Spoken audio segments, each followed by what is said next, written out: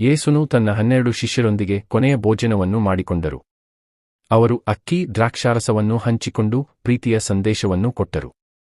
ಯೇಸುನ ಶಿಷ್ಯನಾದ ಯೂದನು 30 ಬೆಳ್ಳಿದ್ರವ್ಯಗಳಿಗೆ ಈಸನನ್ನು ರೋಮನ್ ಸೈನಿಕರಿಗೆ ವಂಚಿಸಿ ಕೊಟ್ಟನು.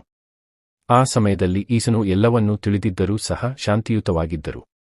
ಯೇಸುನು ಪ್ರಾರ್ಥಿಸುತ್ತಿರುವಾಗ ಯೂದನು ಬಂದನು ಮತ್ತು ಸೈನಿಕರು ಆತನನ್ನು ಬಂಧಿಸಿದರು. ಶಿಷ್ಯರು ಭಯಭೀತರಾದರು, ಆದರೆ ಈಸನು ನಿರಾತಂಕವಾಗಿ ಯೇಸುನನ್ನು ಪಿಲಾತನ ಮುಂದೆ ತೆಗೆದುಕೊಂಡು ಹೋಗಲಾಯಿತು. ತಪ್ಪು ಆರೋಪಗಳು ಹೇರಲಾದರೂ ಈಸನು ಯಾವ ಪ್ರಶ್ನೆಗೂ ತಿರುಗುಬಾಣ ಕೊಡಲಿಲ್ಲ.